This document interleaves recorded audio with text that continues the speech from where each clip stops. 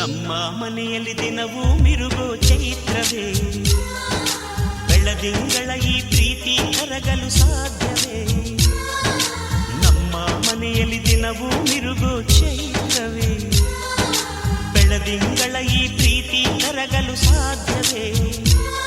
ಹೆಜ್ಜೇನಿನ ಸವಿಗೂಡಿದು ಇಲ್ಲಿ ಪ್ರೀತಿಯ ಪರಮಾನ, ಪ್ರೀತಿಯ ಯಜಮಾನ. ನಮ್ಮ ಮನೆಯಲ್ಲಿ ದಿನವೂ ಮಿರುಗೋ ಚೈತ್ರವೇ, ಬೆಳದಿಂಗಳ ಈ ಪ್ರೀತಿ ಕರಗಲು ಸಾಧ್ಯವೇ?